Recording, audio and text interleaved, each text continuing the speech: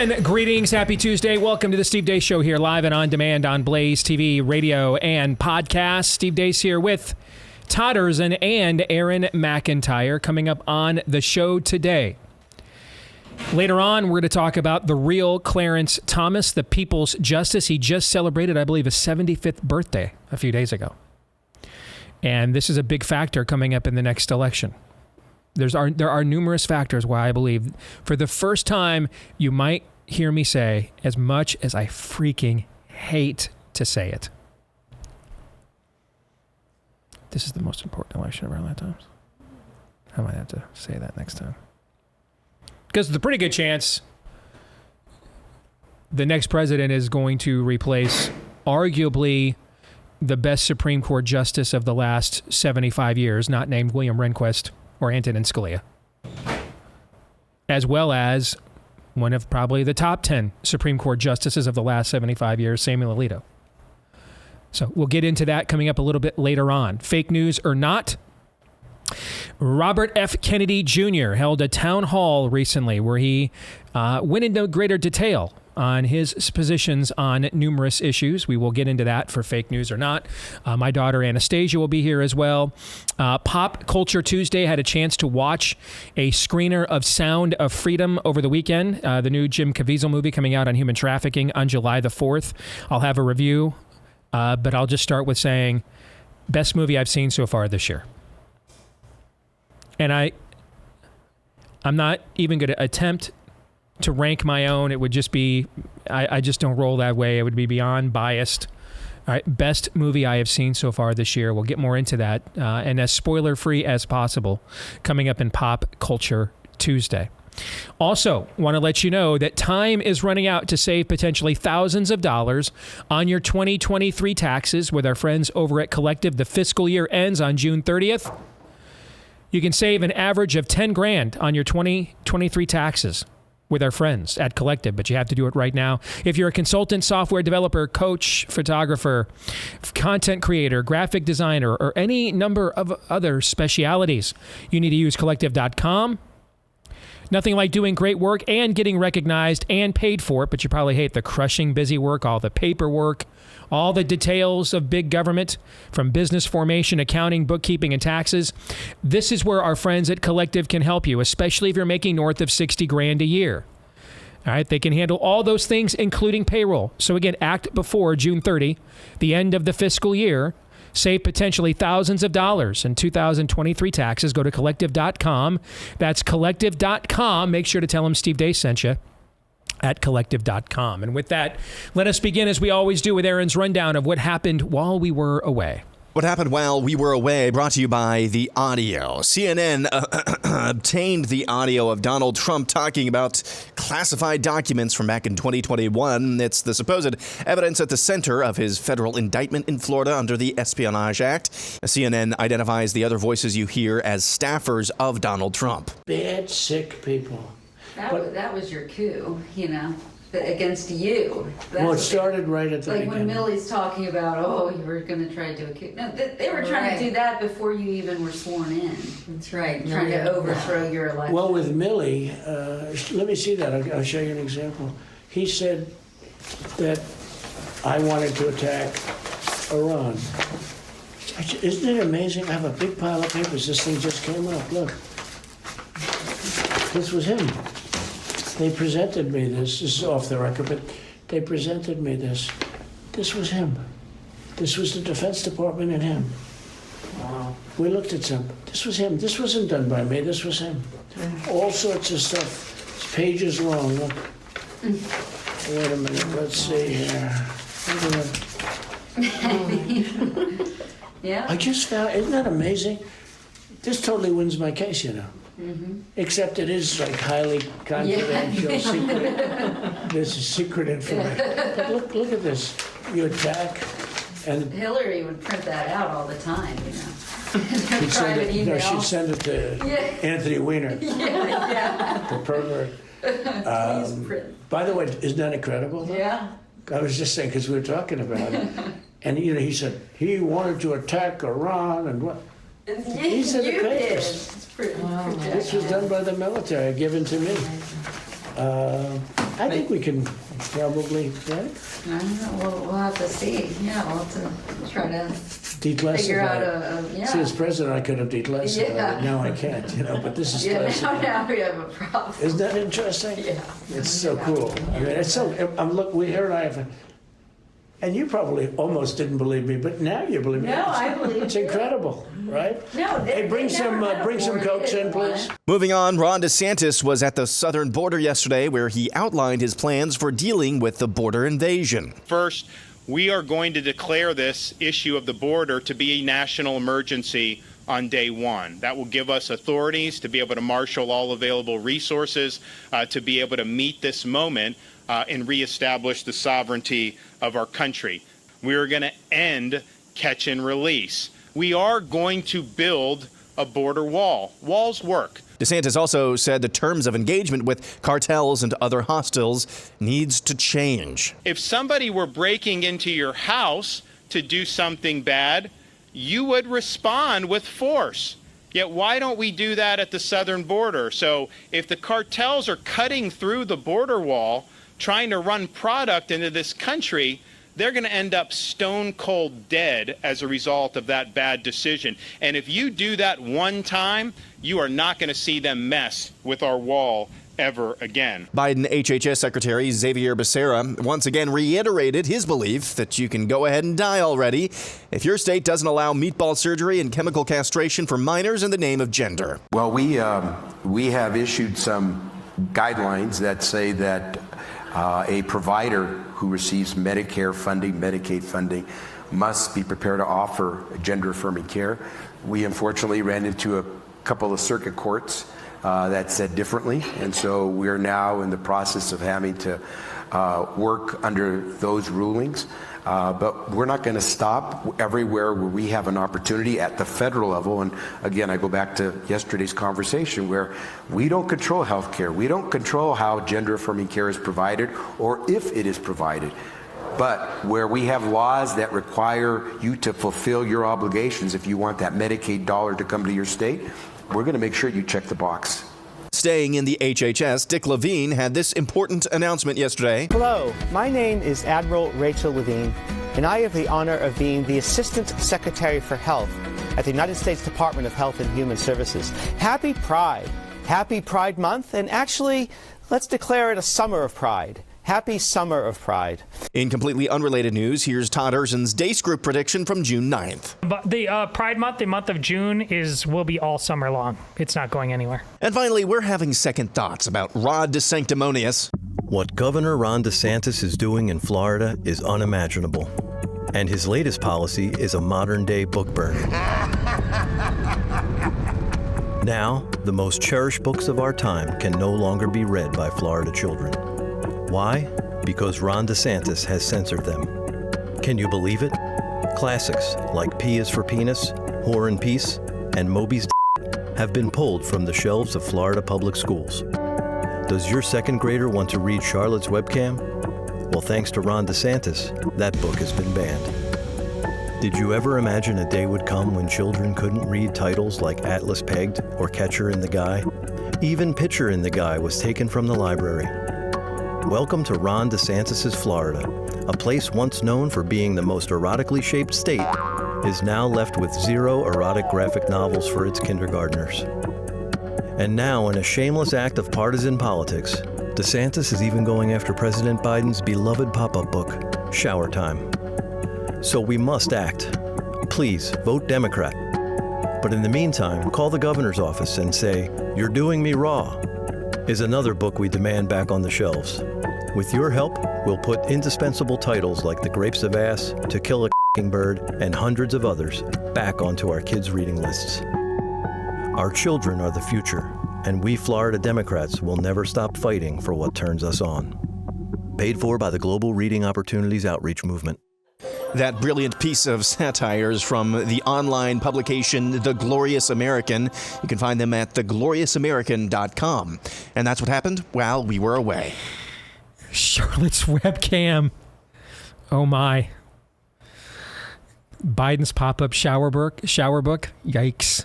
I mean, that was devastatingly, brutally effective is what that was. devastating. That is close to the video we had back in January, the healthcare parody video. Was it the same people, maybe? Different group? I don't think so. Okay, because that's the current front runner for video of the year is that video when we get to December. But that one is grapes of ass.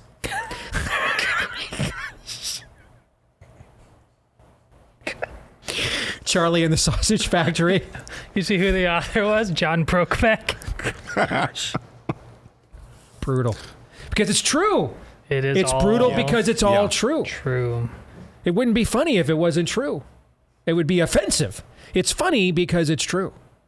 It would just, and it's offensive, but it would be purely offensive if it wasn't. Aaron's Montage brought to you by our friends over at Patriot Mobile. Every day, the parallel economy grows bigger.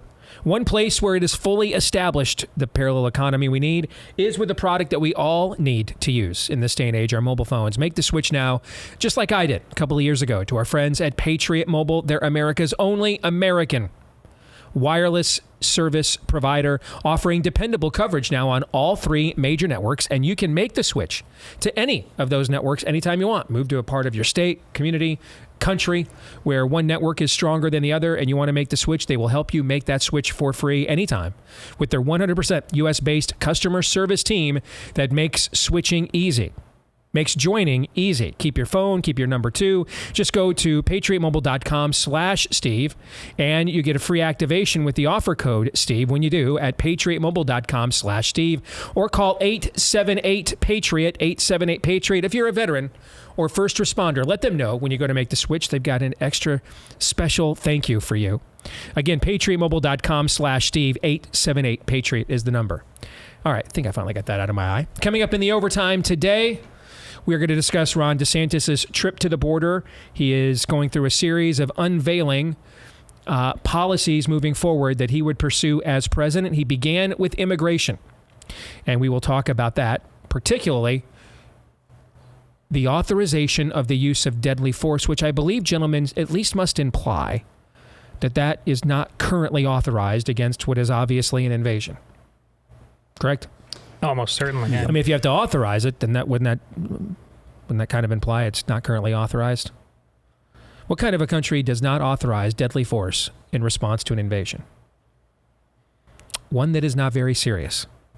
We will get into that in the overtime today for BlazeTV.com subscribers at BlazeTV.com/Deace.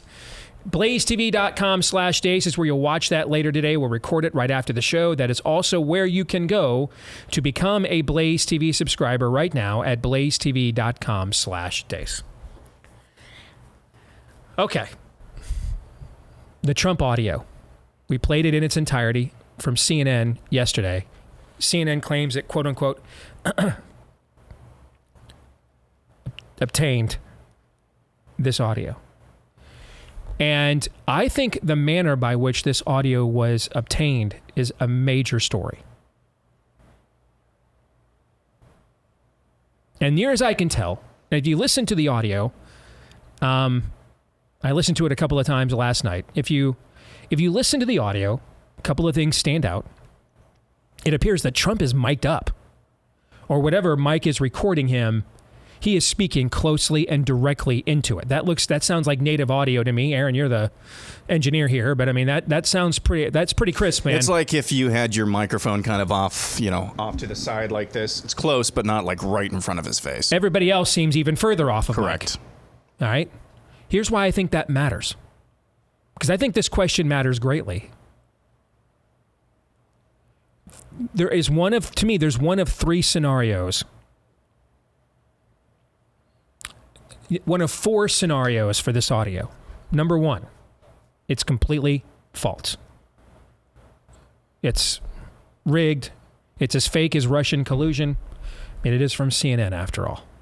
I mean, whomever they're identifying as staffer, writer, that could be an aardvark and an orangutan. I mean, this is a banana, okay? This is a media outlet that has negative integer credibility and worked hard to earn that lack of credibility. Fair? I mean, they have worked very hard. All right. They were also the most, I think, when I go back and look at my notes of the 2020 election, they were the most biased pollster. I think they were off by 9.5 points. Is that even a poll? I mean, what is that? I mean, it's by 9.5 points. What is that? Okay, so that is an option. Fair? Let's go through these one by one. That's an option, and you guys tell me if these options are fair. It is an option that this is completely and totally fabricated audio or edited in a certain way. Yes. To make it look as incriminating as possible, because the audio does depict Donald Trump incriminating himself of exactly what he is charged with. Right? So that's possible. That's a possibility. Yep. All right. So if that's the case, that leads to a second step, which we'll talk about in a minute. All right. The second option here is that this audio was leaked by some media person.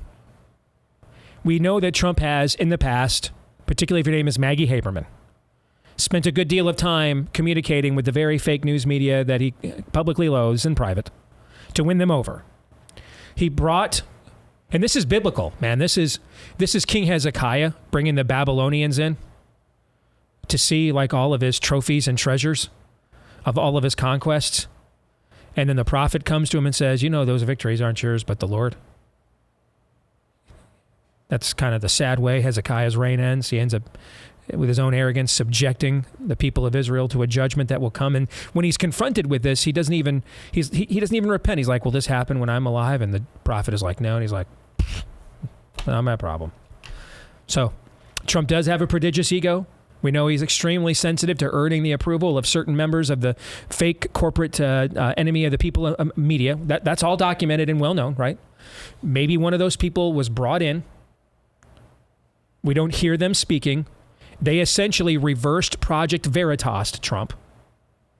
And he is showing them the narrative of why Milley was the one that wanted to invade Iran and not him. He's the peacemaker. Milley's the warmonger.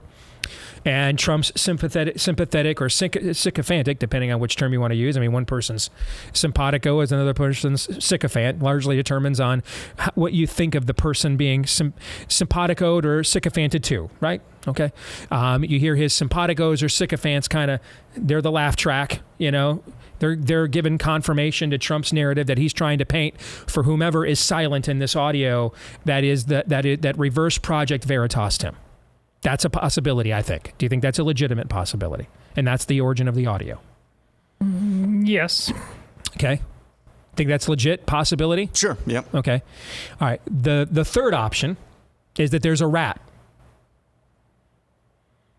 And before you dismiss this, we are talking about the man that hired Scaramucci and Omarosa. Do I even have to ask if that is a possibility? I think that's the least likely one so far. You do? I All right, do. Further, explain. I'm fascinated. Go ahead. Not that there's been bad people, but like we are way deep into the game at this point. Like what were you staying attached to? And also this has I see this both ways. There can people think they're hurting by this, possibly actually helping him. Okay. And so I don't know that, I also just don't think like the people that are with him now aren't they pure true believers or even cultists? Like it would seem odd to me that a rat is still involved at this level. You start thinking of senior members of the Trump administration that are still aligned with Trump, and the list is not very long. One of them is former Chief of Staff Mark Meadows, and he's not a native Trumper. He was in the Congress before Trump came to power. I'm not saying it's him, but could there be someone who do you think you still? If I further narrowed it down to someone who may themselves be concerned about the legal jeopardy that they face, and so they essentially agree to wear a wire effectively in order to keep themselves out of jeopardy. If I further quantified it along those lines, would you still say you think that's the least likely option? Yeah, I would. Okay. Aaron, what about you? Probably. Yeah, probably. Huh, okay. Well, then the fourth option is the one that everybody thinks is the truth. This was leaked by the DOJ. Given how who the media source is. These are, you want to talk about sycophants and simpaticos, corporate media and the swamp / Democratic Party, but I repeat myself. That's a well-established relationship. Okay. So that's an obvious call. And that's what most of conservative political Twitter believes. And I can't say that there aren't ample reasons, given the leakocracy called the Mueller probe we just lived through, that would indicate that that would not be the case. Okay? We will discuss, is that a legit option? It's legit, of course, but I also question the logic behind. He's already indicted. And the DOJ's. The thought. I'm trying to be. I know we can't even adult anymore, but let's be very serious about the potentialities and the possibilities here. They actually mentioned the term coup twice. Mm-hmm. We have used it on our show multiple times, and I'm just speaking for ourselves, and I don't think you have either. I've used it for rhetorical flourish. No. I believe for what's worse. A president keeping a classified document to prove his innocence, or a coup against a president of the United States in terms of a crime? It's not even close. It's not even close. Yeah. So that's why I don't want to be cavalier. Let's go to what we were just talking about a minute ago with DeSantis going to the border.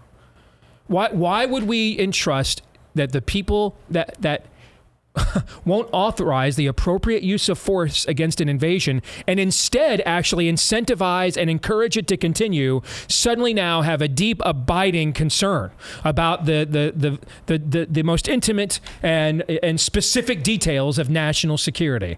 I'm calling BS on that entire notion, that entire premise. Yes. They're not serious about, they're serious about lawfare against their political enemies. They're not serious about the rule of law at all, these people. Now did that answer your question? The thought crossed my mind this morning. I know we're expecting another indictment as it pertains to January 6th here coming down this summer. Of the 3 indictments that would be, and maybe there's another one in Georgia, I don't know. Of the 3 indictments that are or might be, which 2 are the most serich? January 6th. January 6th. By far. And the Espionage Act. Those are the most, I guess. Or they flat out or charge him with insurrection even. None of them are legitimate, but in terms of the monkey world in which we play in, correct, the clown world in which we play in, those are the most legitimate. Even though they're not legitimate at all, but whatever. The thought crossed my mind that of those 3, the only one that could end up being followed through on, him being found guilty on, is the Manhattan one. It is entirely possible that, yes, they're evil people in the DOJ. They're evil people in the federal government. They're just not serious. At least not serious enough. Now, I know that flies in the face of everything we've been saying, but the thought crossed my mind. I mean, if this is your central piece of evidence and it's out there right now, no matter who released it, I don't know how serious they actually are. And I guess in terms of Trump digging his own grave, because there's always that, let me go to the other side. If the DOJ did in fact do it, I don't think it's particularly damning in terms of evidence, but in terms of not corroborating Trump's own story from just last week, where he's talking about boxes and documents and golf shirts and stuff. No, clearly this was not just a random document buried with your golf shirt. So, which, we're so used to Trump doing that. Mm-hmm. Yes, this is damning, but this is Trump's entire presidency, saying clumsy things. So, yeah. So you guys think that the 2 most likely options are this comes from DOJ, or Trump brought in some corporate media hack that he was trying to impress and was convinced he could convince and persuade, and that person basically Project Veritas'd him. And that's the origin of this. That's what you guys think is the most likely origin. One of those 2 scenarios. Yeah. Yeah? Okay. I'm open to all manner of crazy, though, including Trump doing it himself. If so, that would be the first case of 4D chess we've actually seen. Why? Because it would be a hella move because of what I'm going to say next. What time is it? Eastern. 12:25 Eastern time. Assume courts are open for business there, and typically by 9 a.m. local time. So this audio has been out for 16 hours. Came out about 8 o'clock last night, 7, 8 o'clock last night. Mm-hmm. So this audio has been out for about 16 hours. Courts in Miami-Dade County have been open for filings, for motions, probably since 9 a.m. at the latest, I would guess. Maybe as early as 8. I don't know. But we'll say 9 to be nice. So that's 2.5 hours ago.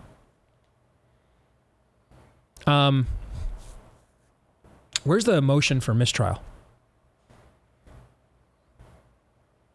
Because we have a judge here, and Judge Cannon in Miami, who has already made it very, very clear she does not like the legocracy of the Fed. She has already.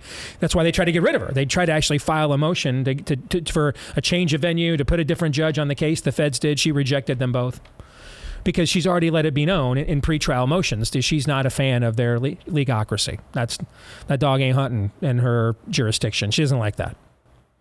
So your response to her denying your ability to change venue and already letting you know that she doesn't like the legocracy, you made a key point a minute ago. I don't even know that you even understand how key your point was. You said he's already indicted. Yeah. He's already indicted. Okay? He's already indicted. The judge has already said, I don't like leaks like this. The judge has already denied their ability or their motion for a change of venue. The Feds then came in, and we haven't talked about this yet. The Feds are now trying to delay this trial till December, which would then put it well into next year with the election and everything else. Okay, that is beyond obvious. All right. With the timing of that is intended to do. Okay? She hasn't ruled on that yet, by the way. What do they gain by leaking this? Just make... Who's they? Feds. They think the Feds, yes. I agree. This is my point. I know we're dealing with evil people, but Yes. just a week ago, we watched them coordinate one hell of a plan. All right? I mean, they cleared the deck with Hunter Biden.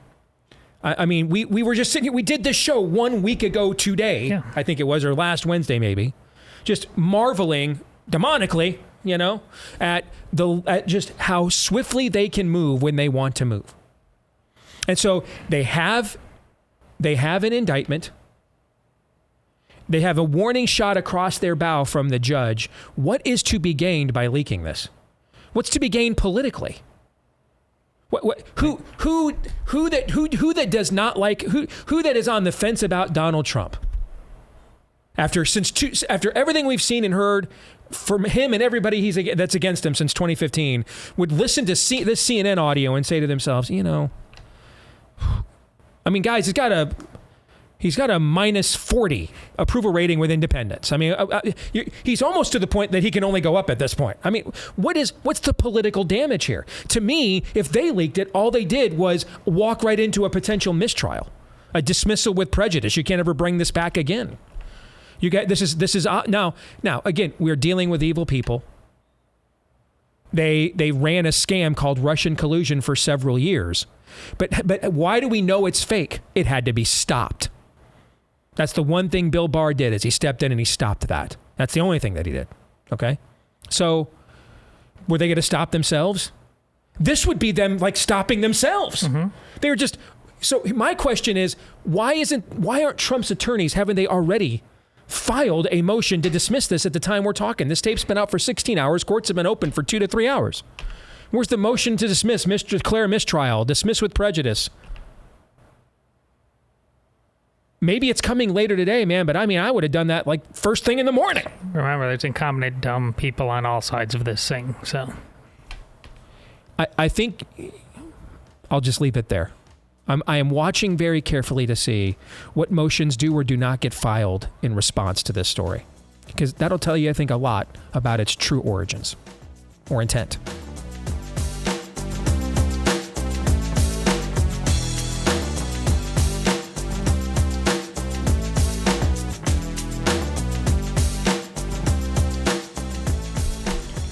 All right, back here on the Steve Deace Show, powered by our friends over at Constitution Wealth Management. They have come on board our program as a partner at the beginning of the year. They've already helped align about $10 million of our audience's money with their values. And you can't beat that, folks. And the reality is we've got hundreds of thousands of listeners every day to this show. So that's hundreds of thousands of dollars per household. And are you sure right now that your finances are not at war with your principles? Your portfolio is not at war with your principles? That you are maybe trying to be a prophet in one venue, but you're trying to profit against yourself in the other. You don't have to do that anymore.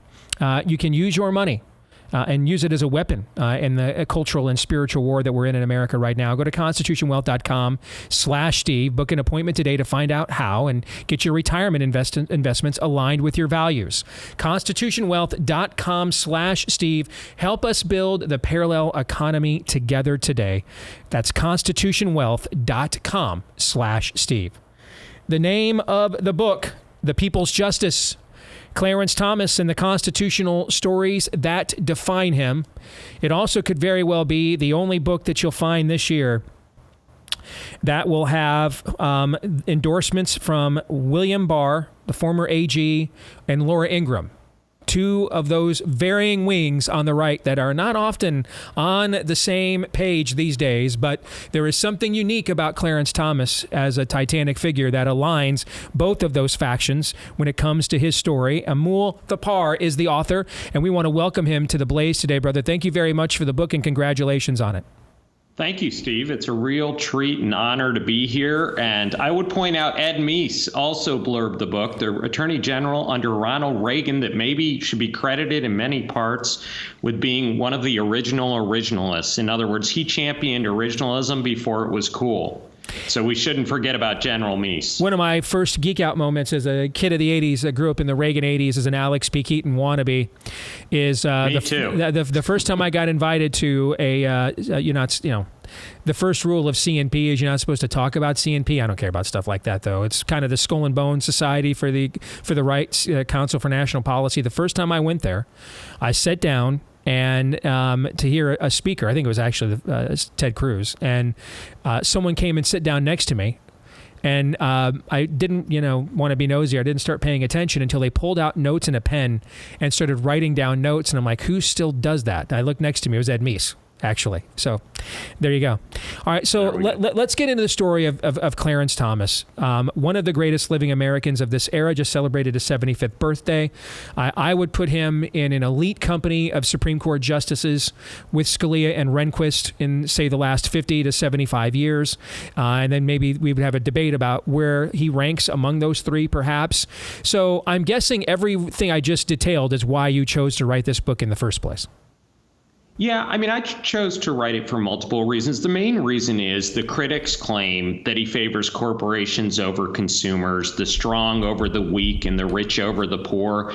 And that's just not what he favors. He favors the rule of law, and he follows the law. And what's ironic about it is it typically favors ordinary people, because the original Constitution, if you're honoring it, you're honoring the will of the people. Mm-hmm. And the book proves it through the stories of the cases. In other words, the book tells the real life stories of 12 of the cases that have come before the Supreme Court.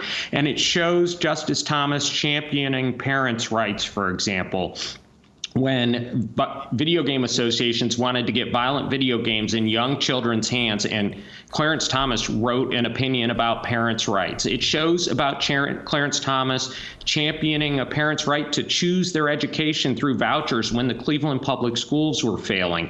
And it details the stories that go behind these. It shows how Clarence Thomas championed the people of Chicago, the south side of Chicago's rights to keep their streets free of gangs and to possess a firearm to protect themselves.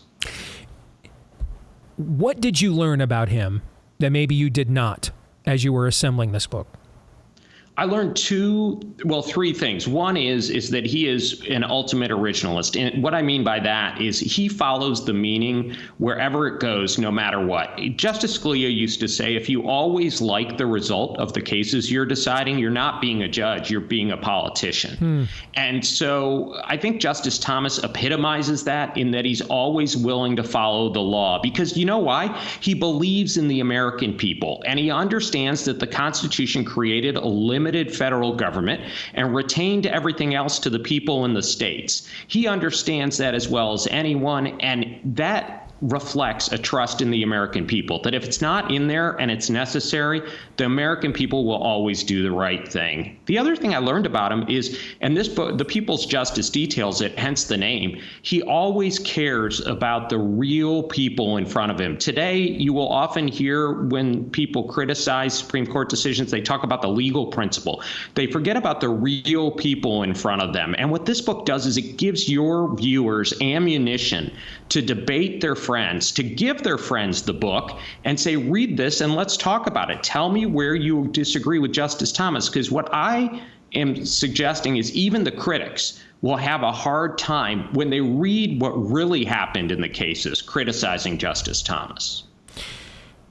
What's the driver of those two things, those two characteristics, those two things that are consistent strains of thought for him?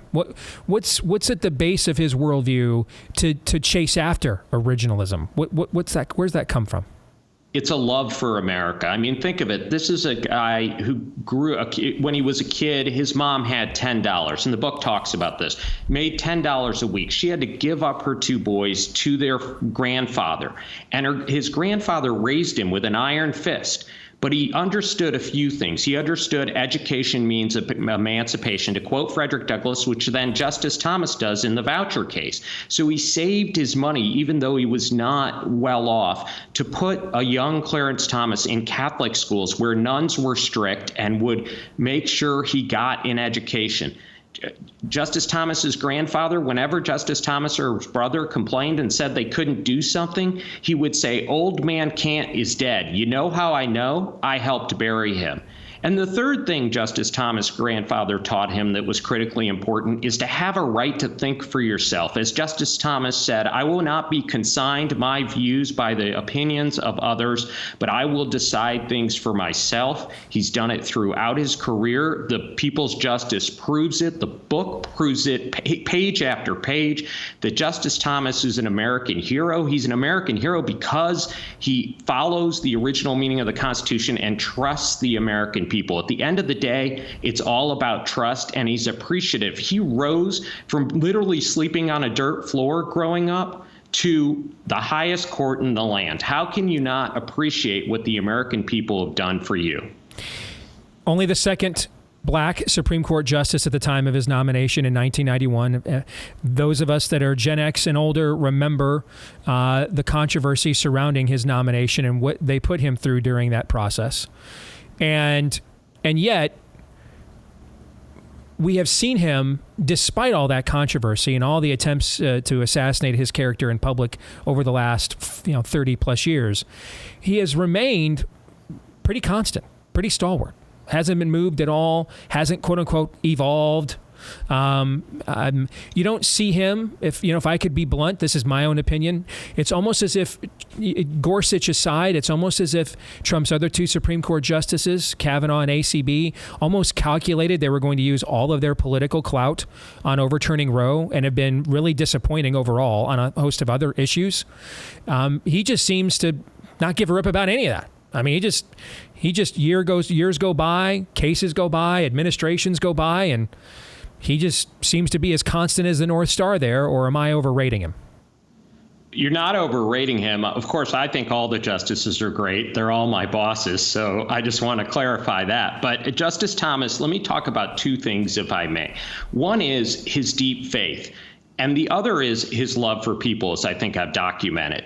And I think those things allow him not to waver. So, for example, if he's talking to you, he makes you feel like the most important person in the room. He's not looking over your shoulder. He's not looking at who's next. I was at, of all places, Yale Law School, and they were honoring Justice Thomas. That's right. Your viewers heard that right. After 25 years on the court. And when we were done with the ceremony, which he was embarrassed by and didn't want to be honored, we went to a reception. And at the reception, Justice Thomas, there were all these faculty there, many of whom criticized him repeatedly, that just wanted a minute of his time, a picture with him. All these students there, you know who he spent time with? He spent time with the support staff. He shook every person's hand. He thanked them. And then when we were supposed to go to dinner, we were 30 minutes late because Justice Thomas insisted on staying with the support staff and taking a picture with each one of them if they wanted it, shaking their hands, holding their kids if they were there. It was an amazing sight. And that's what he does every summer. The critics will tell you all sorts of things. What they won't tell you is he and his wife get in an RV and drive around America and don't tell the people who they are. Mm-hmm. The other thing is the book documents some of these personal stories, the people's justice, as well as the cases, and shows how the exact thing you've put your finger on, Steve, how it translates from his personality to his decisions. If we put the Wonder Woman lasso of truth around Clarence Thomas and asked him, what is the toughest case you had to preside over, what do you think his answer would be? You know, that would be really hard, but it would be one of the many that I'm sure are in the back of his mind where he reached a result he didn't like, even though because he felt the Constitution compelled him. I'm going to reference Justice Scalia, if I may, because Justice Thomas has never said this. But Justice Scalia always commented when he ruled for criminals, he did because the Constitution commanded that he did. In other words, criminals' rights. And he said, I don't have a choice, but I might not like the result. You all think I'm pro-law enforcement, but you read these decisions, I'm following the law. And I think Justice Thomas would have a similar view, that there are times he just doesn't like the result. If he was God, he would have come up with a different result. But he knows he's not, and he follows the law and follows what he believes his oath compels him to do. How much longer do you think, Amul, he's going to serve on the court, if you had to guess? Well, let's hope for a long time. I mean, he really is a beacon for those of us. I mean, I'm an immigrant's child. My dad came here with a one-way ticket and $5. And I rose up to the Sixth Circuit. I've been appointed by a president 3 times, confirmed 3 times. I mean, I went to my dad's naturalization ceremony, and now I naturalize people. This is the greatest country in the world. Justice Thomas and I have been blessed by the American people. We are lucky to be here. We're blessed to be in these positions, and we cherish that. We take that responsibility seriously to honor the people's words, the people's documents, and the people's right to pass the laws. And I think Justice Thomas in this book, it just shines through. And so when you read this book, you're going to hope, every one of us is going to hope he's there for the rest of our lifetime. Final thing. What had the biggest impact on you personally? Either writing this book or just what you already knew of Justice Thomas? You know, just how much his words are misrepresented, how much his views are misrepresented, and what he believes. And I think the one thing this book hopefully does is it really gives ammunition to your viewers and listeners to take on the debate head on, because he is an American hero and everyone should be treating him as such. Name of the book, The People's Justice. You can see it there as a backdrop, and now you can see it on your screen. Clarence Thomas and the constitutional stories that define him. Amul Thapar, it has been a pleasure. Congrats on the book and on the conversation as well. And a good reminder that that not all heroes wear capes, and sometimes that's not just a satirical line. It's true. Thank you, man. Appreciate it. Thank you very much, Steve. Gentlemen, your thoughts on that conversation? What stood out to you? That conversation at the end, just about what America, this country, has done for both Justice Thomas and Amul, and it sticks out to me because we don't get to hear stories like that very often nowadays. Just in the day in and day out, it's all seemingly negative, and it stands out in a good way. But I also will add this. If you wonder why Justice Thomas, his entire career, before I was even born, has been attacked by the left, it's because of that. They are trying to tear down everything that's good, true, and beautiful. Those stories that you just heard, that's good and true and beautiful. Mm-hmm. That's why people like Amul and people like Justice Thomas are attacked. Listen, the progressive movement has counted on people for a long time now, and now it's all out in the open, who will ultimately say, do, and believe anything for access to power. And all he would tell you is the truth, come one way. It's in stark contrast to the first black female judge who we recently appointed, who doesn't know what a woman is. Exactly. Yeah. The opposite of that is Clarence Thomas, a man who will always tell you the truth for the reasons Aaron told you about, because there's no better thing to do than to tell you the truth. Do you think I was fair in what I said about what we've seen from Trump's justices so far? Gorsuch, other than unleashing training madness on us, and remember, we go back and look at our analysis of him and his legal precedents on the federal bench.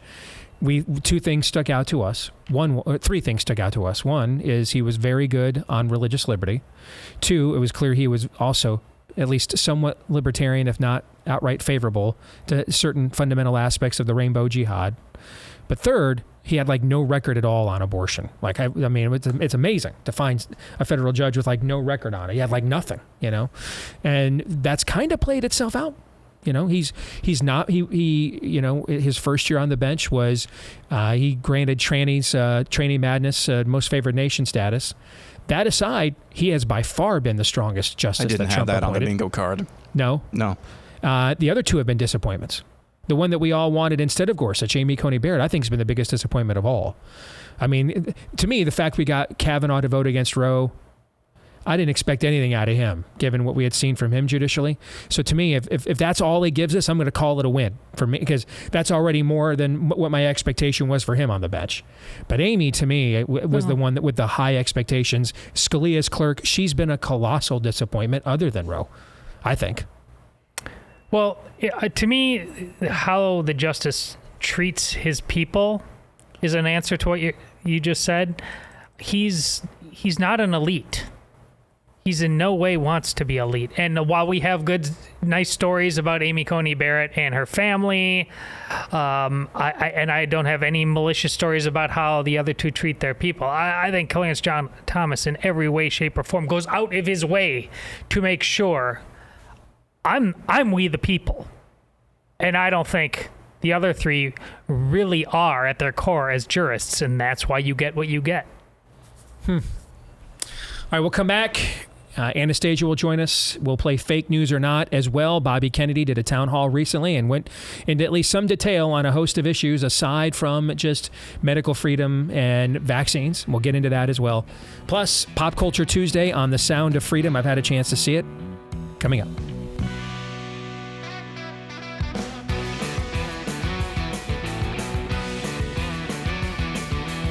All right, back here with Hour 2, live and on demand on Blaze TV, radio, and podcast. I'm Steve Deace. He is Aaron McIntyre. He's Todd Erzin.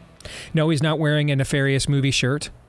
And no, unfortunately, you can't buy one. You wore that one that one of our listeners made for you yesterday, and every time you wear that, I get like 50 emails, which is great. I mean, I don't want people to see the shirt of the movie and think, I don't want anything to do with it. But no, we don't have any merch or swag to sell you that I'm aware of anyway. So those were just custom made for us by one of our listeners. They're very cool shirts. Oh, yeah? Yes, but no, I regret to tell you there, as of now anyway, there is no place you can buy that shirt, although that shirt is very, very cool.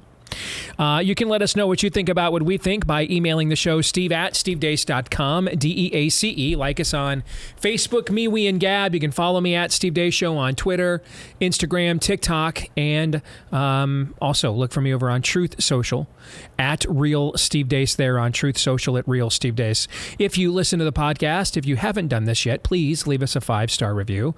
Thank you to all who have. And you can also hit subscribe or follow if you listen on iTunes. And again, thank you to all of you that have done that for us as well. This portion of the show brought to you by our friends over at Jace Medical. They are the ones that came out with the Jace case so that you would have access to venerable medications, historically proven antibiotics that you never know might be the next medicines they have to deny you from or deny you of in order to kill you. Did I say that out loud? Well, that's exactly what happened. So now what they want to do is help you back up the prescription meds that you do have. I know, just in case of another, shall we say, emergency. All right. You can back it up with a 12-month supply, a whole host of medications from diabetes to heart health, blood pressure, cholesterol, even mental health, and more. This is a must-buy. When it comes to in-family preparedness, we are already seeing shortages of a lot of medications in the country right now as well. So this is one way to make sure you've got a backup, just in case, and get that peace of mind. When you go to jasemedical.com, J-A-S-E for Jase Medical, J-A-S-E for jasemedical.com. Enter the code DACE at checkout for a discount on your order. That's the promo code DACE at jasemedical.com. Coming up here in this segment later, Robert F. Kennedy Jr. recently did a town hall where he went more in depth on issues beyond what's gone on with COVID, Fauci, and vaccines. We'll get into that. But before we do, time for my oldest daughter, Anastasia. Good to see you, Princess. How are you? Good. How are you, Dad? I'm doing very well. What do you have for us today? So just to finish out June, I have one last story, one last #Life Month story to read you guys on the air. We'd love to hear it. Excuse me. Here we go. This is a story my wife and I have kept to ourselves for the past 5.5 years. We had 2 beautiful daughters, and my wife always wanted a mama's boy. We were blessed to be pregnant with our 3rd child in 2016 with that mama's boy, when at our 16-week checkup, we got the dreaded news that something was wrong with the baby's heart. We met as husband and wife and sought the advice of doctors whom we trusted so much, having been through this twice before. I am sad to say that at every turn we were met with, just terminate the pregnancy, or don't ruin the beautiful family you already have, or you don't need the burden of a special needs child. My wife and I are both Catholic, and growing up there is no such thing as the thought of an abortion. How could these people we trusted so much give the advice to just kill your baby? Of course, they used more acceptable terms to the spirit of the age, like terminate, as opposed to kill or abort. I can remember to this day vividly sitting in our car after an appointment with our OBGYN, where we were both in shock and disbelief, and we looked at each other like, well, this is what everyone is telling us to do. We both cried as we thought there was no hope for our baby boy, and just kind of thought the next appointment was to end the pregnancy. Praise God, as after so many prayers and contemplating, my wife was strong enough to say, we will never be able to live with ourselves if we do what they're telling us. If our baby is born and needs intervention, we would let him die, or would we help him? What's the difference between right now at 20 weeks in utero or 20 weeks old? I am happy to say that our Alex is going on 6 years old this August and just completed kindergarten. His sisters love him only like 2 big sisters could, and he completes our family. Has it always been easy? Of course not. Has it always been worth it? Absolutely. Alex has completed a series of 3 open heart surgeries to correct what is the generic term of HLHS, hypoplastic left heart syndrome. Our good Lord has done everything he could for him up to this point and provided there are even more inventions/interventions in the future. Alex can live a mostly normal life. We don't know if we have 3 more hours with him or 300 more years with him, but he's the best thing to ever happen to our family. I hope some of my family is listening to this today, so this breaks the ice, and they can understand the pain we went through getting that debilitating advice from everyone, from our OBGYN to a pediatric cardiologist, who we obviously never visited again. Our medical industrial complex is broken, but that's a story for another day. Today and every day, we celebrate Alex. That was Brian and Christina from Florida. That was their story. What are you guys' thoughts on that powerful story? Well, the value of each and every life to folks like this couple and everybody in this room and most of our listeners, I think, is patently obvious. But the other thing about this is the lives of everybody else. And what's important to gain from this is that whether you're the parents in a tough situation or doctors who, got into a job, not because everything is just like a smack on the bottom and a lollipop at the, you're not God. You aren't God.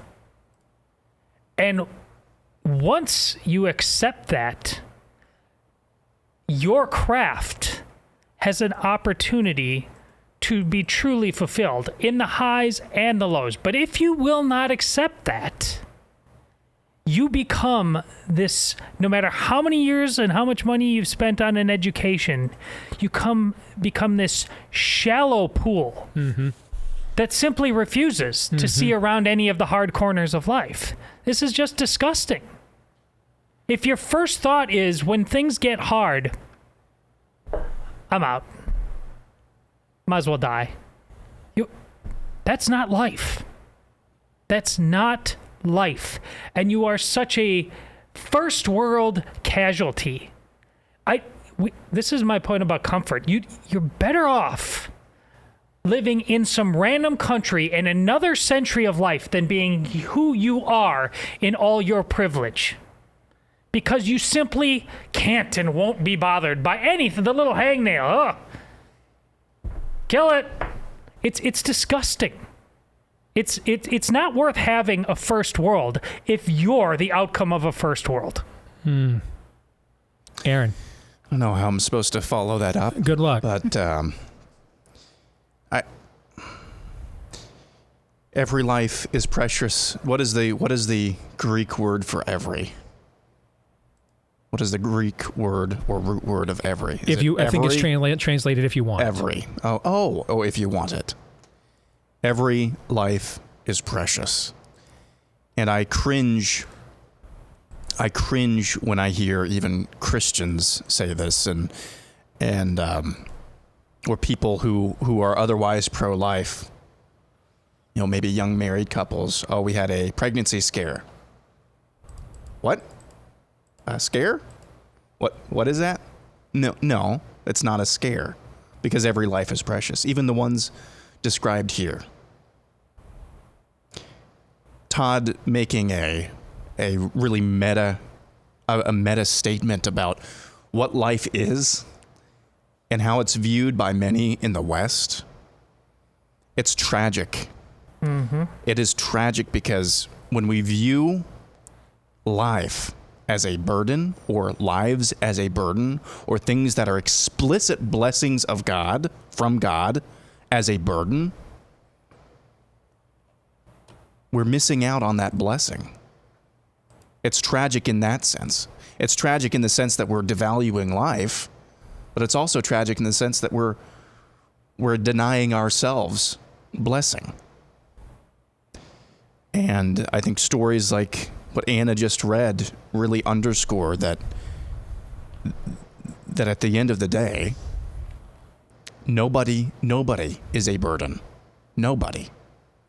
Everybody has the imago Dei within them, on them. And God blesses each and every human being that comes into this world, and uses them as a blessing to those around them. Just ask Bob Vanderplatz. Had a son with special needs. You think Lucas was not a blessing? No, he was. It's very well said. Thank you, Princess. Thank you. I've appreciated doing this month as opposed to what the alternatives for this month were, especially. Thank you. Yeah. All right, gentlemen, let us now turn to fake news or not. And there has been a lot of discussion around Robert F. Kennedy Jr. over the last few months, mainly on the right, frankly. Some on the Democratic side, but much of it on the right. I think some of it is an attempt to weaken Joe Biden with a legitimate primary challenger.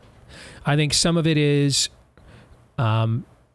admiration for Bobby Kennedy Jr.'s attempt to turn the Democratic Party back to about where it was in about 1998, and push it away from the ash heap of history that it's trying to force this country onto irrevocably in 2023. I think some of it is even personal admiration for him, even if you don't necessarily at times agree with everything he says, but his willingness to be criticized for it, to suffer for it. He's essentially been excommunicated from his family, his identity, the party, etc. And you don't see a lot of people willing to risk anything for anything politically these days. He has. But he is not running for... he's not running for inspirer in chief, right? He's not running for life coach. He's not running for Surgeon General or Health and Human Services. And frankly, I'd vote for him for those positions. Okay. He's running for president. Mm-hmm. And so his positions on a whole host of issues are relevant, even if he has proven to be on the right side of what's been the most prevalent issue in this country going back to March 16th of 2020. And other than tranny madness, virtually every other evil that we are currently fighting in this country at this moment either was generated or exacerbated by what transpired on March 16th, 2020 with the beginning of COVID-stan. Fair? Mm-hmm.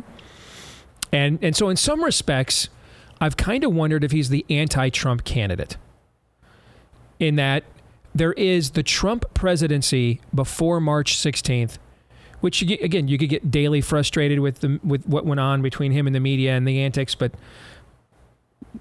the country was trending in the right direction on many, many fronts. Mm-hmm.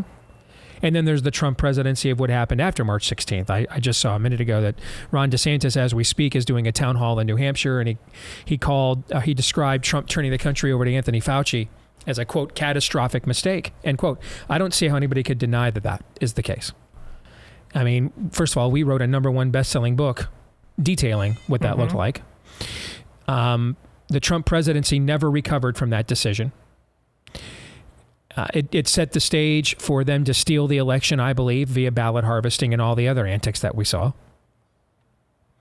And therefore, all the suffering we are still seeing under the current regime was made possible. Its origin, its genesis, was made possible, or at the very least, greatly enhanced by the decisions made by Trump during that time. Correct. On the other hand, we have Bobby Kennedy, who prior, now, given the tribe you come from, you knew a lot more about him than me, all right? Mm-hmm. But I remember the Bobby Kennedy who was the radical environmental lawyer. Yeah, me too. Okay. So before I even knew what a lot of these issues even were, it just within, and then got at least somewhat informed on them in the last few years. That's why I almost wonder if he's the anti-Trump. There is what you thought of Bobby Kennedy prior to March 16th, and then what you thought of him after. Since March 16th, 2020, Bobby Kennedy has spoken as prophetically to the country as any political figure has. Fair? Yeah, he's not possible as a presidential candidate. Correct. Otherwise. Yeah. But then you have to go back and look at who also Bobby Kennedy was comprehensively on everything else prior to March 16th, 2020. You should and you must. And there's probably some reasons why he was a Democrat, right? Which is why I wanted to do this exercise, all right, via this Twitter thread that went through a recent town hall that Bobby Kennedy did. Where was this town hall at? New Hampshire? It was in New Hampshire, New Hampshire, all right. All right, let's go through these one by one. And you guys tell me fake news or not. In any context you want. Is his answer fake news? Is the question fake news? Is he fake news as a candidate because of his answer or not? Mm-hmm. However you want to address it. All right. Here's number one. Responds to being called an anti-vaxxer. Quote, I'm called anti-vaccine because that's a way of marginalizing and discrediting me in the view of the public. What I've said is I'm pro-science and pro-safety.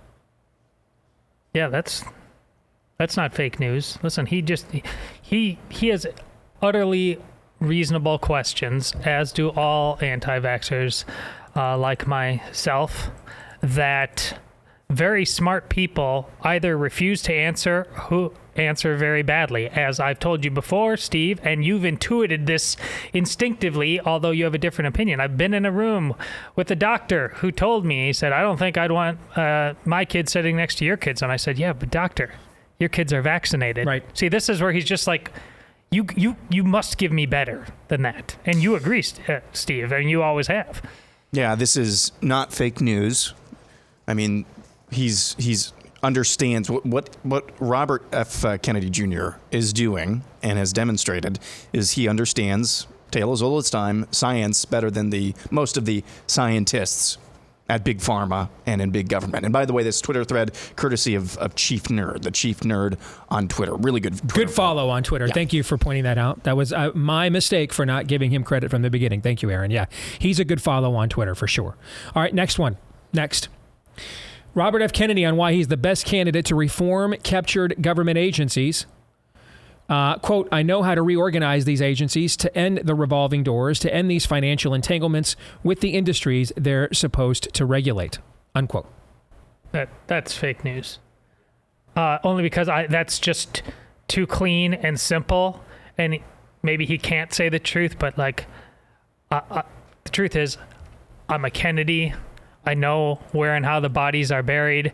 There are scores to settle. This is going to be like mob violence to get this thing done. There's no plan. There's no need. Sheer guile and conviction. This is going to be a bloodbath. Yeah. And it must be. This has to be a war. And maybe he'll ultimately say that. I could see him saying it right now.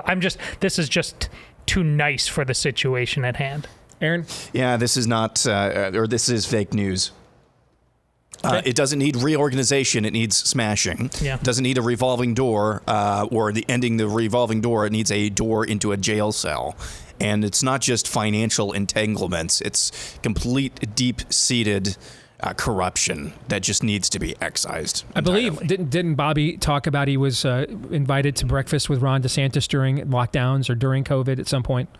And they had a very blunt conversation about what to do with Fauci and NIH and Francis Collins and these agencies, and that DeSantis, this is RFK Jr.'s account, that DeSantis said, I'm, basically, quoting RFK's uncle, I'm going to smash these, if I'm president, I'm smashing these agencies into 1,000 pieces. And that RFK said that while he was sympathetic to the sentiment, he thought that was going too far, that they could be used for good if they were reformed accordingly. And I think this answer kind of goes along with that. All right. Next, his views on abortion and bodily autonomy. Quote, I don't think there's anybody in this country who has worked harder for medical freedom, for bodily autonomy than me. I don't think the government has any business telling people what they can and cannot do with their body. End quote. See, this is where it's fake news, obviously. This is where we get into incoherence with Bobby Kennedy Jr. How you can be you have your eyes wide open on one issue of life and then not recognize that the preborn baby or unborn baby is actually a human being that has this so-called bodily autonomy too. That's incoherent to me, so that's fake news. It is incoherent, which is why it's not fake news. This is what you're going. Don't make Bobby Kennedy your saint or anything like that. He's going to be very, very complex. There are things about him you like, things you don't. Just be honest about that. This is incoherent, and that is the truth of Bobby Kennedy on this. Look how hard he's worked on one front, taking great risk, called all the names, and on the other front, he's just a default Kennedy. These are people these days. They're a hot mess. So I agree with her, and I'm just saying that's not fake news, because you're going to get like that out of almost all your candidates these days. This is basically the moral argument that the average post-counterculture boomer era liberal made all of our lives, these kinds of arguments. Mm-hmm. I can do whatever I want with my body. And this is, as I've said before, this is the old culture war. The old culture war was both sides agreed you had autonomy and agency inherently as an adult, mm-hmm. Yeah. Either because you were born in America or because you were made in God's image. Mm-hmm. All right. And one side said if the other party was consenting, then there were no limits to what you could do with your own body. And the other side said, our side said, well, there's that being called God in whose image we're made, who's got a pretty good idea mm-hmm. of what's best and worst for us to do. And he does have a few limits on what we can do with our autonomy. And that was the old argument for our entire lifetimes until the new argument, which is you have no agency or autonomy at all, which has put us on the same side with people like Bobby Kennedy in eras when we would not have been on the same side with him on many other issues because of the old argument. Fair? Mm-hmm. So this is the old traditional liberal argument, rearing its unfortunate head here. Yeah, right, I don't dispute that at all. My thing with this though, this in particular, what have we always said about the life issue? The life issue. Window to the soul? It's a window to the soul. So yeah. I'm not really, other than just a personal vendetta, which could turn out to be very strong, and in Bobby Kennedy's case, it should be strong. Bobby Kennedy Jr.'s case, it should be strong, being what they did to his dad and uncle. But if he's if he's this way on the life issue, is he going to go to the mattresses just on vendetta alone? I don't know. That's the risk that I would think you'd be running. Fair enough. And I think there's a lot of people that probably feel the way that you do. Yeah. No, I do. All I right, agree. Let's go next. On the roasting the COVID pandemic response, here is where the palm branches probably get waved. Quote, "This is the first respiratory illness in the history of medicine where you could go into the hospital with a positive PCR test and symptomatic.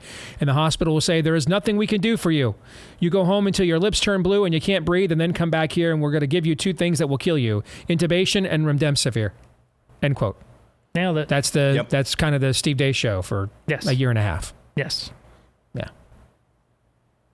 Yeah, and this is, look, people have not as many as I would like, but enough that it's getting the ball rolling. You know, people have been awakened, and listen, it's why I don't want to go back to normal. Normal sucked. Normal is what got us here. And if you're not going to go back to normal, you've got to be open-minded to letting certain tribal lines readjust themselves. You've got to be able to come over and let him run point on this, because he's effective and he's got a voice, and even just because he's a Kennedy, that resonates. And if this is the truth, this is a scriptural. If he's testifying to the truth, the disciples were like, he's not one of us. Well, is what he's saying true or not? Yeah. All right, before we finish, let's tell you about our friends over at Pure Health Research. They're worried about your liver because about 100 million Americans could be living with fatty liver. And if you are, you're 3.5 times more likely to have heart failure than those without. And that's where our friends over at Pure Health Research come in with their liver health formula. Let's face it, we put our livers through a lot over the years. And as we get older, I'm going to turn 50 here in a month. All right. That's a lot of cholesterol, a lot of years of, depending on your lifestyle habits, alcohol, toxins, Tylenol, statins, cigarettes.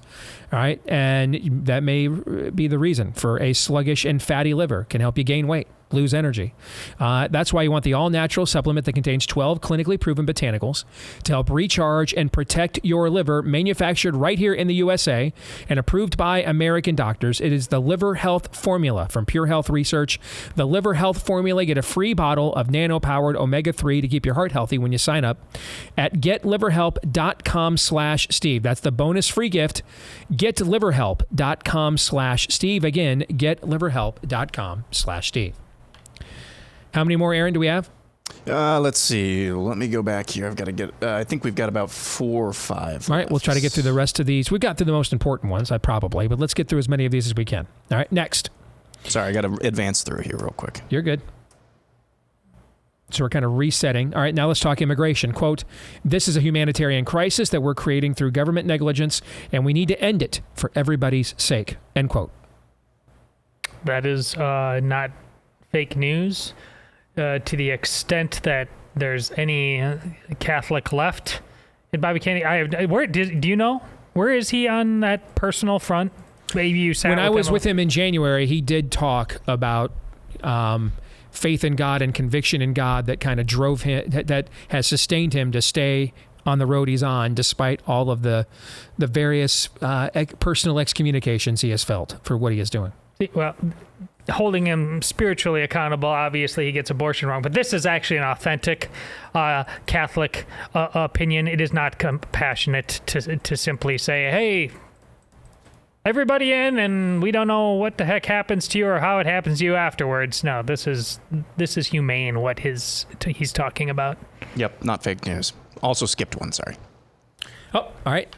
On the Second Amendment and protecting our schools, I found this answer fascinating. Quote, "I am not going to take people's guns away. Anybody who tells you that we can end the violence to our children that's going on now by removing people's guns is not being truthful with you." This might be the most eyebrow raising one so far, because that's not a take you hear anywhere in the Democrat Party at all. You probably have not heard a Democrat say something like this on a national stage in your lifetime, I would guess. Nope. Again, this is why he wasn't being honest about that other question about, he knows, I mean, his father and his uncle Or murdered in cold blood. I mean, listen, if he didn't have this opinion, as much as I admire what he says about vaccination, heck, I'd say that he can't be taken seriously. If you see this happen to your family, you're like, give everybody the guns? No. Or take away the guns from everybody and give them just to the government and the government alone? No.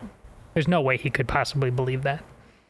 I mean, we've got Republican governors, that are the Tennessee governor, trying to hold special sessions to detract away from the Second Amendment. He's to the right of the governor of Tennessee, Bill Lee, with a statement like that. No, not hard. Here we are. And what a joke. Yes. On whether nuclear technology should be used more as sustainable energy. Remember, this was a very aggressive climate attorney prior to his activism in the vax space. Quote, I'm all for nuclear energy if it can be made safe and if it can be made economically competitive, end quote.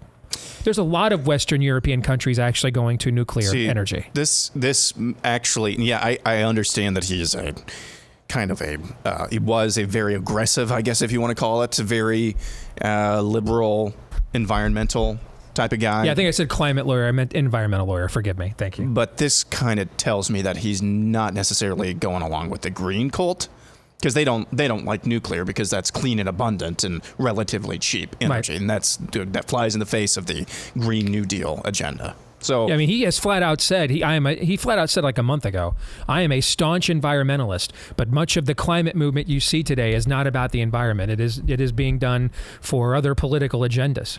Basically, he seems to acknowledge the same forces that he opposed in COVID is who is propping up the likes of Greta Thunberg, for example. Yes, agreed. Let's stop here and ask a simple question.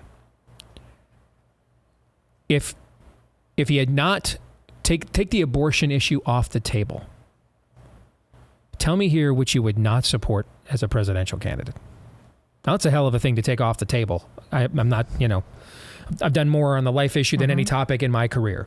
But take the abortion issue off the table. Tell me what else here you would not agree with. It would not even be pre-hops. It would not be reasonable for even to do this, and even a theoretical, I think. But it is. Pre-Dobbs, you mean? Pre-Dobbs, now that the Roe is overturned. Now it has been over. Not that there's nothing left to say, but you can just default to, hey, it is what it is now, and now it's up to you in your state. And he has actually said that in some other context. Aaron, what about you? Yeah, there's very little that is, raising red flags, at least what we just went through. In fact, I'm just looking at a clip from him right now. Quote, Ukraine is being sacrificed in a proxy war between the U.S. and Russia. Yep. I think we would likely agree with that. Now, I would say a proxy war between Soros and the WEF in Russia, but okay.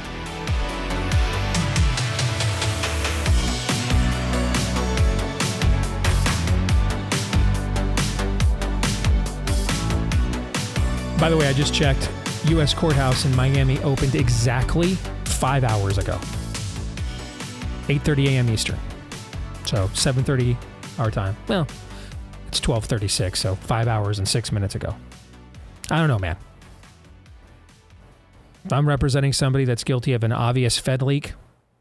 A guy that they're trying to put in prison for the rest of his natural life. And he's guilty of an obvious Fed leak the night before. And I have a somewhat favorable judge who's made it clear she does not like these kinds of leaks. I mean, would you want your lawyer waiting 5 hours to declare, to file a motion asking for a declaration of mistrial or a dismissal with prejudice? I mean, there's still half the day to go, but I don't know, man. I want my lawyer there at 8:30 the next morning. Like, if I'm a billionaire, I'm on the phone with my attorney 3 seconds after that clip on CNN airs and says, first thing tomorrow, okay? Get your ass there at 8:30 a.m. when the courthouse opens and file that. These mofos want to put me in prison for the rest of my natural life? I mean, that to me would seem to be that would be my reaction. Would it be, we'll get to it when we get to it? I mean, I'm not a lawyer. I did clerk at a law firm. I've filed briefs with federal courts many times. Doesn't normally, this doesn't have to be a 20-pager. Hey, did you see? Hey, Judge Cannon, did you see last night's CNN clip? Where'd that come from? You know what I'm saying? I mean, Just so happens the clip that gets leaked is the one in their indictment that's their smoking gun. What are we doing here? So I don't know. Still half the day to go, but man, I don't know. If it was me, I'd want to get that thing filed like first thing in the morning and move on with my life, but... As President Snow once said, moves and counter moves. Yeah, we shall see. Folks, if you're dealing with pain from time to time, it's one of the few guarantees that we have in life as we get older, chronic pain, and a group of physicians got together, seeing a healthcare provider, seeing too much chronic pain from too much inflammation and too many of their practices.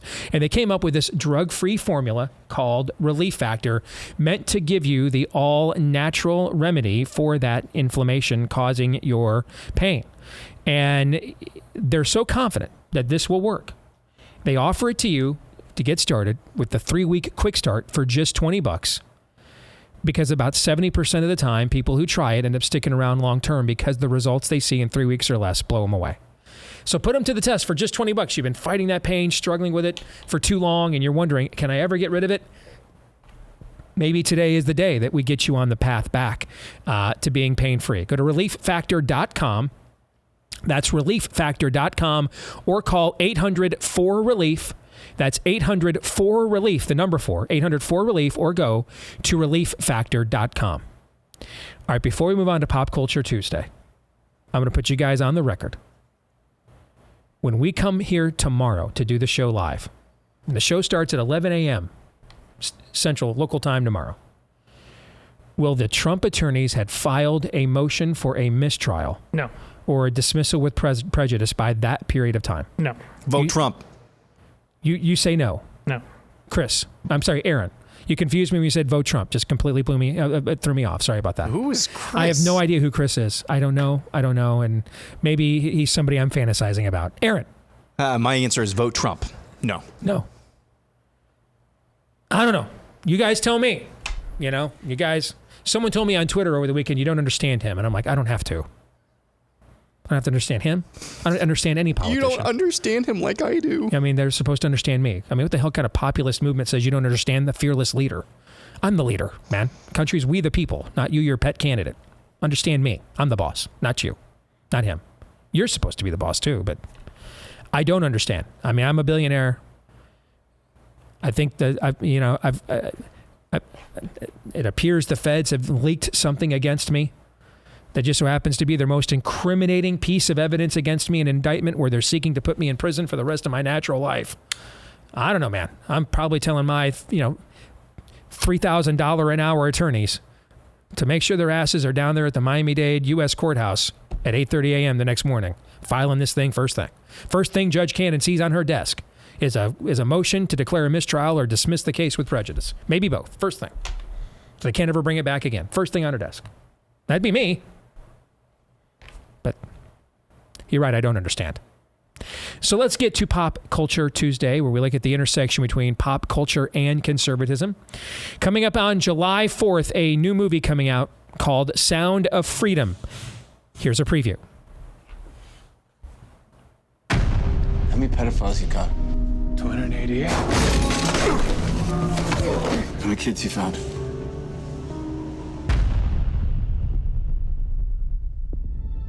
It is the fastest growing international crime network that the world has ever seen. It has already passed the illegal arms trade, and soon it's gonna pass the drug trade. Because you can sell a bag of cocaine one time with a child 5 to 10 times a day. God's children are not for sale. How long you been doing this? 12 years now. How many pedophiles you got? 288. How many kids you found? Timoteo, tú rescatas niños, ¿verdad? ¿Puedes ayudarme a encontrar a mi hermana? Te lo prometo. For Homeland Security, you know we can't go off rescuing Honduran kids in Colombia. Which means she'll disappear for good. Imagine walking into her room right now, seeing an empty bed. What we do? You quit your job, and you go and rescue those kids. Look, this moment, she could be a block down the road, or she could be in Moscow, Bangkok, LA. She's a major operator. It's all rebel territory. No one goes in.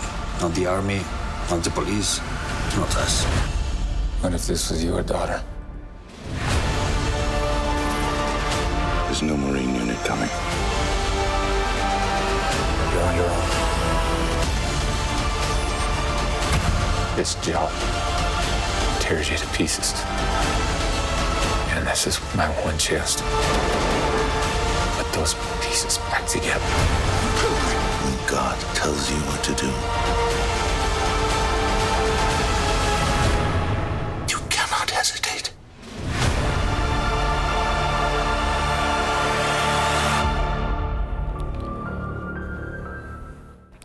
So there is the trailer for Sound of Freedom. I had a chance, courtesy of Angel Studios, so I want to thank the people over there.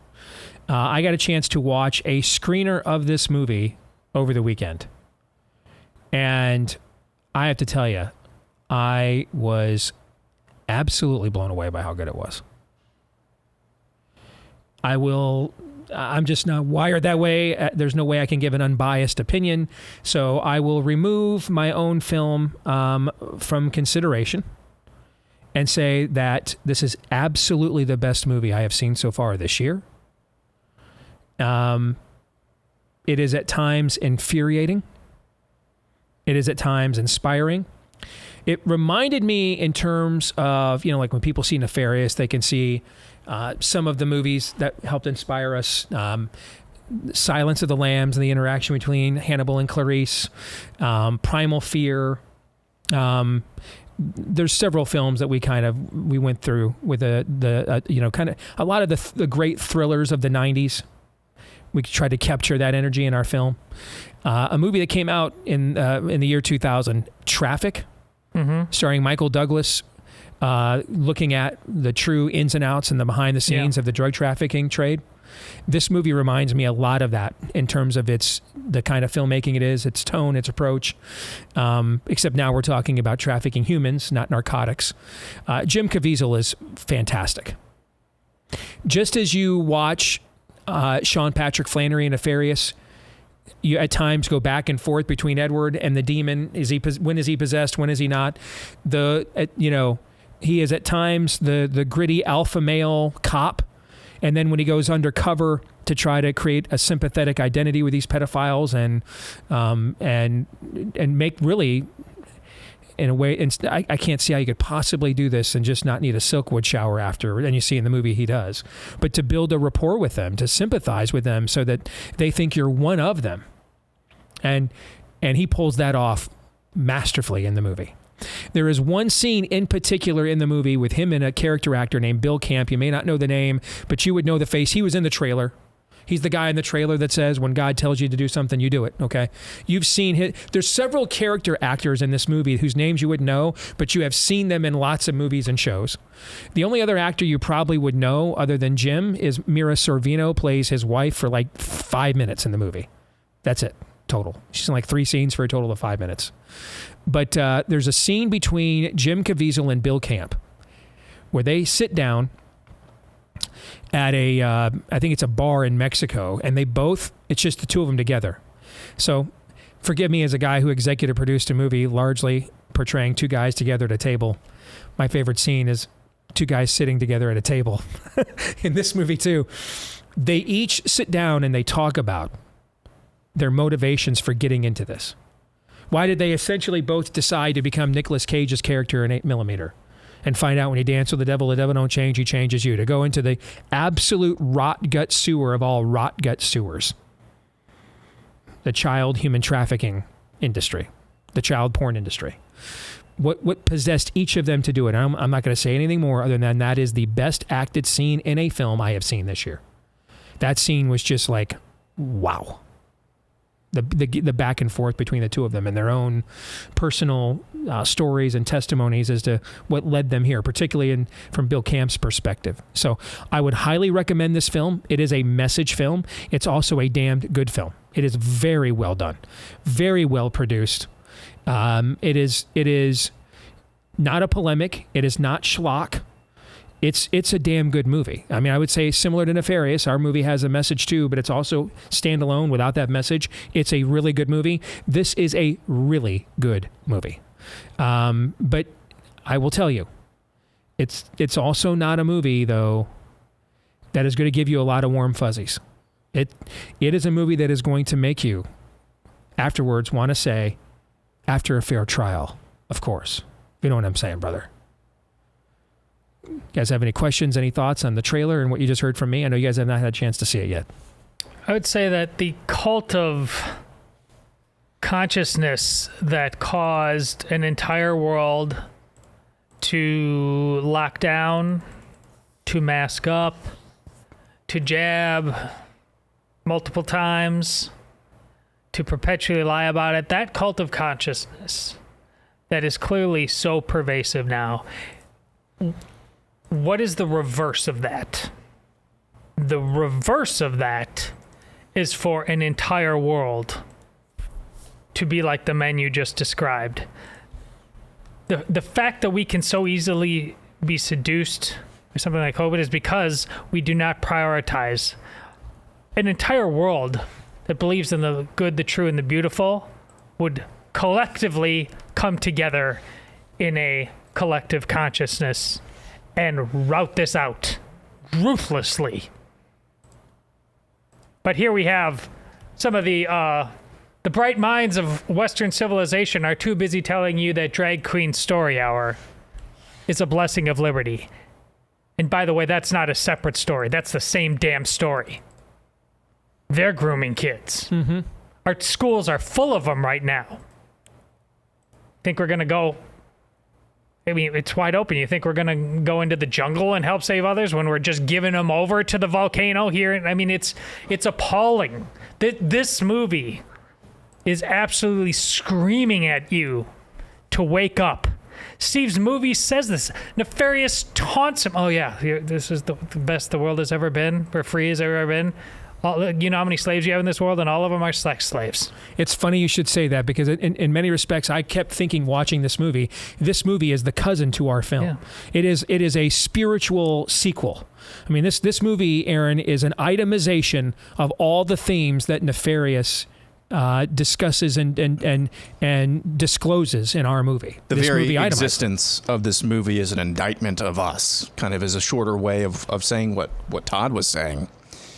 And you have to wonder, maybe the Pentagon could shake their couch cushions a little bit more this week, find maybe another $6.2 billion, put that to good use. But no. The fact that this movie exists and had to be made, or could have been made and was made, is an indictment against basically the entire globe, but especially those here in the supposed first world, who find all manner of things to get entangled with across the globe. But apparently this is not one of them. And it's a problem, a tragedy that will continue ad nauseum until what Todd was talking about, some sort of collective will, rises up to put an end to it. I would highly recommend it. Go to angel.com if you want to get tickets. And find out if it's showing in a theater next to you as well.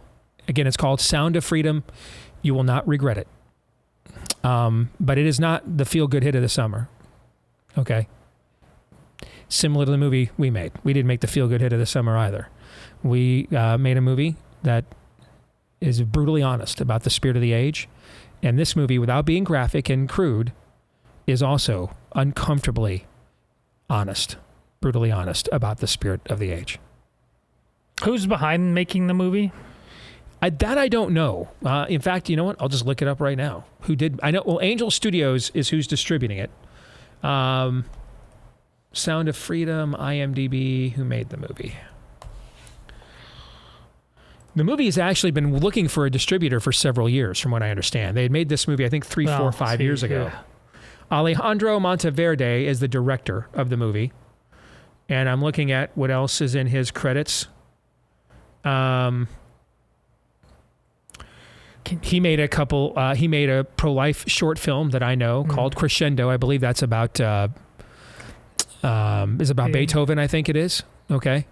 But his credits are not extensive. Yeah. And he made a hell of a movie here. Yeah, this searching for multiple years to tell this story, you'd think it's like people would be like, this story has to be told. There are no good reasons for why a story like this has to search for years. I mean, and God bless everybody who did it. And Jim Caviezel, as great, he's a legitimately great actor, but we all know why he's a B or C list actor, right? Like, there are only terrible reasons for why that this isn't like people racing to make this movie because they are complicit and don't care about the horror. Correct. The best you can say as to why this movie wouldn't be everywhere is because it's made by right-wingers or pro-lifers. They don't want to do anything about the human trafficking issue unless it's with their worldview instead. That's the best thing you could say, and that's not a great thing to say. John 3:17.